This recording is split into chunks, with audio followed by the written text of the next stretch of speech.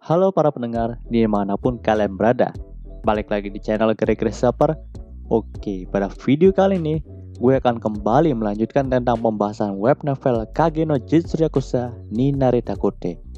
Dan part yang ke-11 ini, cerita akan tambah absurd di mana banyak sekali kesalahpahaman antara Mitsugoshi Group atau Shadow Garden dengan Shadow sendiri sebagai pemimpin dari Shadow Garden yang menyamar menjadi John Smith. Oke deh, gimana keseruan ceritanya? Mari kita mulai langsung aja pembahasannya. Cerita dimulai dari karakter Garter dan juga Getan. Mereka adalah kedua petinggi dari aliansi dagang. Di sini, mereka baru saja menerima kabar jika para bandit yang mereka kirim untuk menghadang pendistribusian barang dari Mitsugoshi Group berhasil dikalahkan. Tentu saja, mereka tidak menyangka karena memang para bandit yang menjadi suruhan mereka itu terbilang cukup kuat untuk melawan para pendekar pedang. Tapi sepertinya Mitsugoshi Group memiliki penjaga yang sangat kuat dan bahkan lebih kuat daripada pendekar pedang di Midgar. Ya tentu aja sih, kan seperti yang kita tahu, para bandit suruhan dari aliansi dagang itu dihajar habis-habisan sama Beta. Karena lawannya Beta, ya jadi wajar aja kalau mereka semua bisa kalah gitu aja. Saat itu, Getan dan Garter pun sangat kesal karena berita buruk tersebut. Padahal mereka juga sudah melakukan berbagai cara untuk menjatuhkan Mitsugoshi Group. Tetapi entah kenapa Mitsugoshi Group tidak pernah goyah dan bahkan sekarang menjadi semakin kuat dalam dunia perekonomian. Mereka berdua pun kehabisan akal. Jadi di sini, Getan memutuskan untuk mengerahkan semua prajurit kepercayaannya yang disebut sebagai Four Leaf atau 4 daun untuk menyerang Mitsugoshi Group. Di sini Getan juga bermaksud untuk memberhentikan secara paksa produksi barang dari Mitsugoshi Group dengan cara menghancurkan tempat produksi mereka. Kemudian, ia memerintahkan Garter untuk menjalankan rencana ini. Panel cerita pun berpindah ke perusahaan Mitsugoshi Group. Saat itu, sudah ada Alpha dan Gamma yang sedang berdiskusi tentang perkembangan perang antara Mitsugoshi Group dan aliansi dagang dalam hal ekonomi. Saat itu, Alpha sedikit khawatir untuk nasib Mitsugoshi Group ke depannya, karena memang rencana yang mereka gunakan untuk melawan aliansi dagang sangatlah beresiko tinggi. Tetapi tidak ada pilihan lain. Jadi mereka pun mengambil resiko yang cukup besar untuk melawan gempuran dari aliansi dagang. Apalagi sekarang, aliansi dagang sudah melakukan rencana yang kasar, seperti menyerang pendistribusian barang dari Mitsugoshi Group. Mereka bisa saja menghancurkan markas aliansi dagang dalam satu kali serangan saja. Namun karena mereka tidak ingin mencampurkan antara urusan Shadow Garden dan Mitsugoshi Group, jadi mereka pun memutuskan untuk melawan aliansi dagang dengan strategi ekonomi dan bukannya dengan cara kekerasan. Namun, jika aliansi dagang melakukan kekerasan seperti menyerang pendistribusian barang dari Mitsugoshi Group, maka mereka tidak akan bisa tinggal diam dan mungkin saja mereka akan melepaskan Delta untuk menghancurkan aliansi dagang itu. Setelah beberapa saat, suara ketokan pintu pun terdengar dan ternyata itu adalah New, salah satu anggota dari Shadow Garden yang merangkap bekerja sebagai pelayan di Mitsugoshi Group. Saat itu, Yu mengatakan bahwa ada beberapa penyusup yang memasuki Mitsugoshi Group dan kemungkinan mereka kesini untuk menyerang Mitsugoshi Group dan menculik Gamma selaku pendiri dari Mitsugoshi Group ini. Melihat hal itu, Gamma pun merasa bahwa dirinya harus turun tangan. Jadi saat itu, Gamma dan Yu akan membereskan para penyusup dari aliansi dagang tersebut. Panel cerita pun berpindah lagi ke sebuah lorong gelap di Mitsugoshi Group. Saat itu, sudah ada 4 orang penyusup yang ada di dalam sana. Mereka adalah Four Leaf atau 4 daun, yaitu 4 prajurit khusus yang telah dilatih oleh Getan dan menjadi suruhannya. Saat itu 4 orang ini sudah memiliki tugasnya masing-masing. Ada yang akan mencuri dokumen penting dari Mitsugoshi Group, ada yang membuka semua pintu untuk mengamankan jalur penyusupan mereka, dan 2 orang lainnya bertugas untuk menculik pendiri dari Mitsugoshi Group, yaitu Gamma. Mungkin saat itu, Gamma akan diculik untuk dijadikan sandera bagi aliansi dagang untuk menghancurkan Mitsugoshi Group ini. Saat itu, Gamma sedang berjalan di lorong itu, dan sepertinya dia berpura-pura tidak tahu bahwa sedang ada penyusup di sana. Dua orang dari Four Leaf itu pun tidak menyia-nyiakan kesempatan ini, dan berniat untuk langsung membuat Gamma pingsan dengan cara memukul belakang lehernya. Namun saat mereka memukul belakang leher Gamma, mereka pun sangat terkejut karena saat itu Gamma tidak pingsan, dan keberadaan mereka pun telah diketahui oleh Gamma. Di sini, dua orang itu berpikir bahwa mereka harus menggunakan cara kekerasan untuk membawa Gamma kabur dari situ. Lalu mereka pun bersiap untuk melakukan pertarungan. Tak mau ketinggalan, Gamma pun langsung memakai slime body suit-nya dan mengeluarkan pedangnya. Pertarungan pun terjadi. Saat itu, Gamma masih belum mengeluarkan seluruh kemampuannya. Jadi, pertarungan di antara mereka pun sedikit seimbang. Namun, dalam hal kecepatan, Gamma masih berada di atas mereka. Bahkan, dua orang penyusup itu kewalahan untuk mengikuti kecepatan dari Gamma. Dan saking cepatnya, Gamma pun sampai menabrak tembok karena ia bergerak terlalu cepat. Ya kan kita tahu sendiri, dalam manganya, Gamma dikenal sebagai seorang yang ceroboh. Dan bahkan saking cerobohnya, ia sering jatuh ketika berjalan dengan Sid. Ketika menabrak tembok dan menghancurkan tembok di sana, Gamma pun langsung bangkit kembali. Dan tentu saja, hal itu membuat dua orang penyusup itu menjadi sangat terkejut. Karena memang saat itu, Gamma tidak terluka sama sekali ketika ia menabrak tembok dan menghancurkan tembok di situ. Pertarungan pun kembali berlanjut. Dan nampaknya kali ini Gamma mulai serius dan mulai mengeluarkan seluruh kemampuannya. Sehingga kecepatannya pun bertambah, lalu ia juga bisa mengendalikan kecepatannya tersebut. Pada akhirnya, satu orang dari penyusup itu pun berhasil ditumbangkan. Sehingga membuat satu orang lainnya menjadi ketakutan dan berniat untuk kabur. Namun ketika ia ingin kabur, tak disangka ada dua kepala yang menggelinding ke arahnya.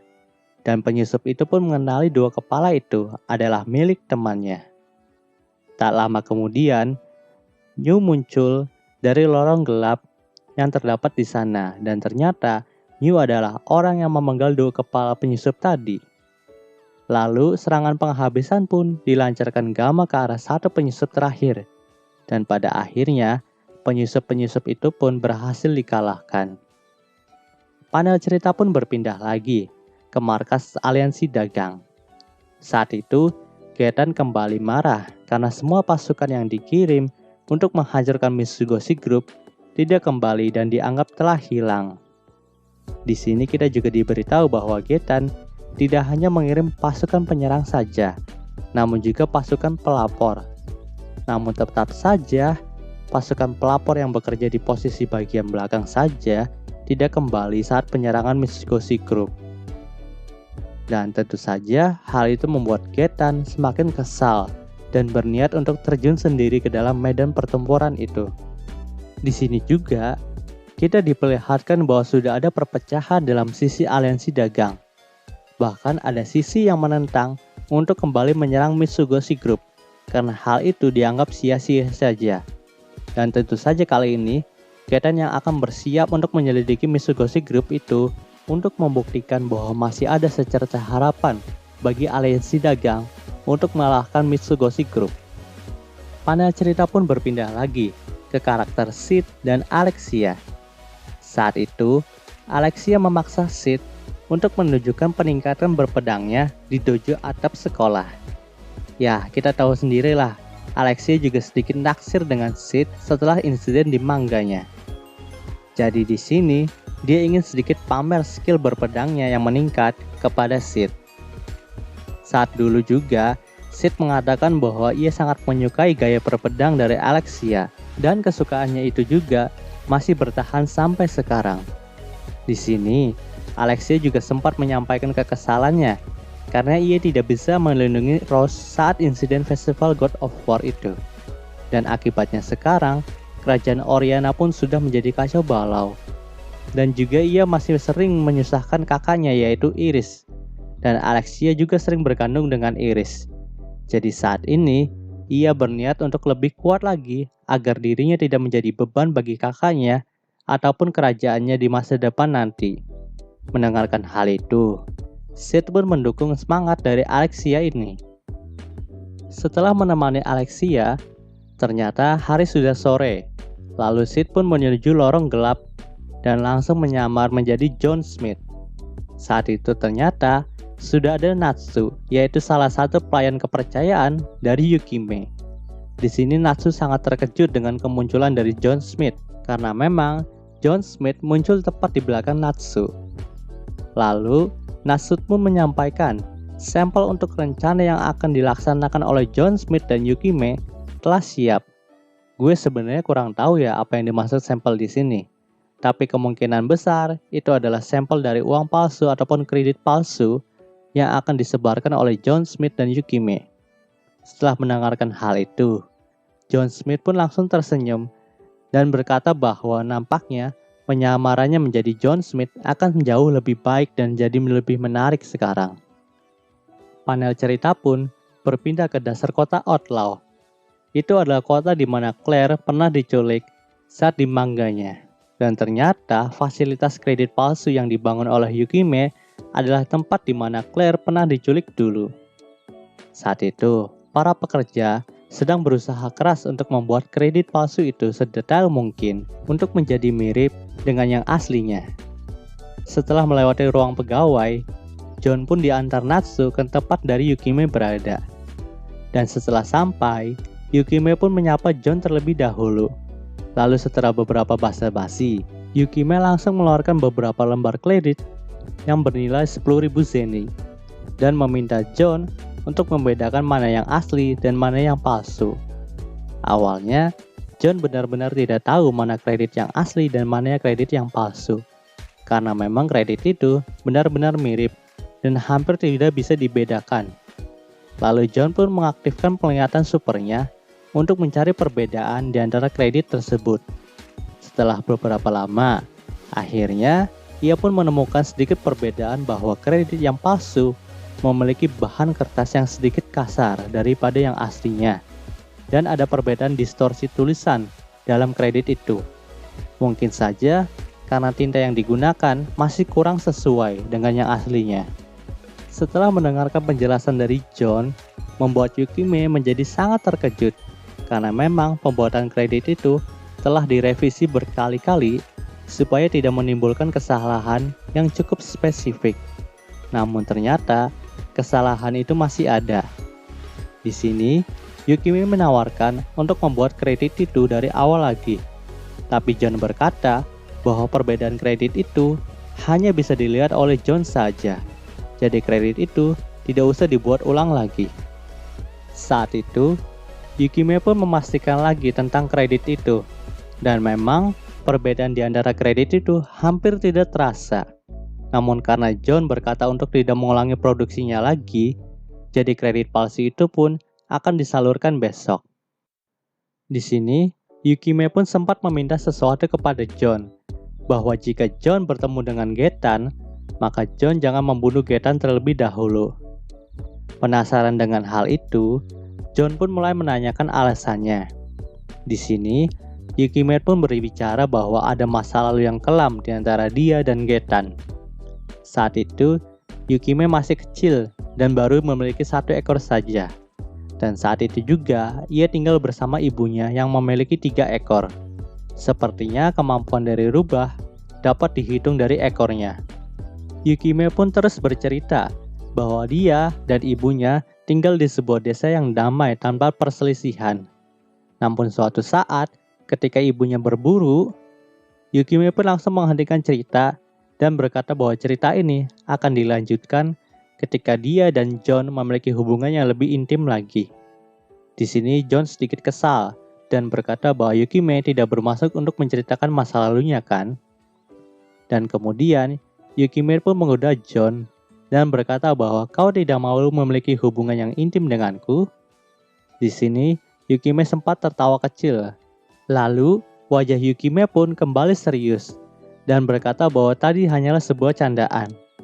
Aku hanya pernah dirampok oleh pria itu, dan sekarang adalah giliranku untuk merebut segalanya dari Getan. Saat itu, John pun mengerti dan akan mengabulkan permintaan dari Yukime. Tapi di sini, John berpesan kepada Yukime agar dirinya tidak terjebak dan tersesat dalam kebenciannya itu. Ya, karena memang guys, kalau orang yang udah tersesat dalam kebencian itu akan susah keluar lagi. Dan kalian tahu sendiri, membalas dendam itu gak akan berarti apa-apa bagi diri kita. Bahkan diri kita akan tambah sakit loh. Oke, lanjut. Panel cerita pun berpindah ke karakter John Smith yang sedang berdiri tepat di atas jam besar dalam ibu kota.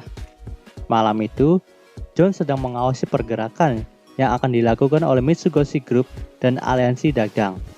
Dan tepat saja, ada 3 orang yang memakai slime bodysuit yang sedang mengejar kereta yang membawa kredit palsu. Lalu John pun mengikuti mereka.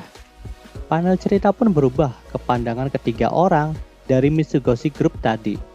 Dan ternyata itu adalah Rose Oriana dan kedua temannya saat di Ark Outlaw City yang lalu. Di sini, mereka telah mendapatkan perintah resmi dari Gamma untuk menyelidiki tentang kredit palsu yang menyebar dalam beberapa waktu ini. Dan karena ini adalah misi langsung yang diberikan dari Gamma kepada mereka, maka kegagalan bukanlah suatu hal pilihan. Saat itu, mereka bertiga berharap bahwa misi kali ini akan berjalan dengan lancar dan semestinya. Tapi pada kenyataannya, itu tidak berlangsung dengan lancar, karena kedua rekan Rose tiba-tiba saja tersangkut oleh benang baja yang dialirkan sebuah sihir. Saat itu, mereka berdua pun berusaha melepaskan diri. Namun setelah beberapa saat, muncullah pria bertopeng yang memperkenalkan dirinya sebagai John Smith. Yaps, di sini John menebarkan benang-benang baja itu untuk menghalangi mereka, dan kemungkinan ia akan menjadi lawan bagi Rose dan kedua temannya itu. Pertarungan pun terjadi antara John Smith dengan Rose dan kedua rekannya itu. Namun memang dari awal pertarungan, John Smith telah mendominasi. Walaupun senjata yang ia pakai hanyalah benang baja, tapi entah kenapa, Rose dan kedua rekannya itu tidak bisa bergerak secara leluasa. Dan bahkan salah satu dari teman Rose sempat terlilit dengan benang baja itu. Tak mau temannya mati, akhirnya Rose dan satu orang teman lainnya itu langsung maju untuk menyelamatkan temannya yang sedang terlilit itu. Tapi tak disangka, bukannya menjadi penyelamat, mereka malah terlilit juga dengan benang baja dari John Smith. Dan pada akhirnya, mereka semua pun terperangkap dalam benang baja dari John Smith. Namun mereka bertiga tidak dibunuh. Ya karena emang John Smith itu kan Shadow, jadi pastinya Shadow nggak akan sanggup untuk membunuh mereka sih. Kan mereka kan anak buahnya gitu. Setelah dilepaskan, mereka bertiga pun memilih untuk mundur. Karena memang lawan yang mereka hadapi kali ini sangatlah kuat. Di sini John Smith sempat memperingatkan mereka bahwa jangan sampai mereka mengganggu lagi peredaran kredit palsu ini. Karena jika tidak, maka mereka akan berhadapan dengan John Smith lagi dan kemungkinan mereka tidak akan semangat. Ya ini cuma peringatan aja sih, nggak mungkin serius John Smith tuh. Malam berikutnya, John pun masih tetap berjaga di lorong kota itu. Dan tak disangka, kali ini Mitsugoshi Group telah mengirim jagoan mereka, yaitu Delta. Saat itu, John benar-benar bersemangat ketika ia akan menghadapi Delta. Namun ketika ia muncul di hadapan Delta dengan perkenalan yang sangat keren, ternyata Delta mengenali John sebagai Shadow. Mungkin ini karena efek dari hidung Delta yang sangat ahli dalam mencium sesuatu ataupun mencium bau dari bosnya itu. Di sini John sempat berbohong bahwa dirinya bukanlah Shadow. Namun kebohongannya itu telah kalah dengan sifat polos dari Delta. Di sini Delta sempat bertanya apakah Shadow sedang melakukan perburuan di sini. Mendengarkan pertanyaan itu, Shadow pun berkata bahwa dirinya tidak melakukan perburuan, melainkan sedang menjalankan misi rahasia dan sangat penting dan juga menyangkut nasib dunia. Padahal sih di sini Shadow cuma lagi bosan aja dan cuma mau main jadi bos ekonomi dalam bayang-bayang aja sih. Mendengarkan hal itu, Delta pun sedikit mengangguk, lalu berkata bahwa jadi bos adalah John Smith ya. Baiklah, aku akan mengatakannya kepada Alpha kalau aku tidak bisa mengalahkan John Smith. Lalu Delta pun bersiap untuk pergi. Namun dengan cepat, Shadow menangkap ekor Delta, sehingga ada bulu yang terlepas dan membuat Delta sedikit syok. Namun, Shadow pun langsung meminta maaf kepada Delta dan memberitahunya agar dia tidak melapor kepada Alpha. Lalu sebagai gantinya, Shadow memberikan misi khusus kepada Delta, yaitu memburu Juggernaut di Outlaw City. Delta pun langsung menerima misi itu, karena memang misi yang diberikan oleh Shadow jauh lebih penting dari misi yang diberikan oleh Alpha. Delta pun langsung pergi untuk memburu Juggernaut di Outlaw City. Di sini Shadow sedikit bersalah kepada Delta, namun jika ia tidak melakukan hal itu, maka identitasnya sebagai John Smith dan permainan sandiwaranya akan selesai begitu saja. Panel cerita pun berpindah ke perusahaan Mitsugoshi Group. Saat itu, Gamma memberikan laporan bahwa jejak Delta tidak bisa ditemukan setelah menerima misi untuk melawan John Smith. Namun, ia menemukan beberapa bulu Delta yang terjatuh di tempat kejadian.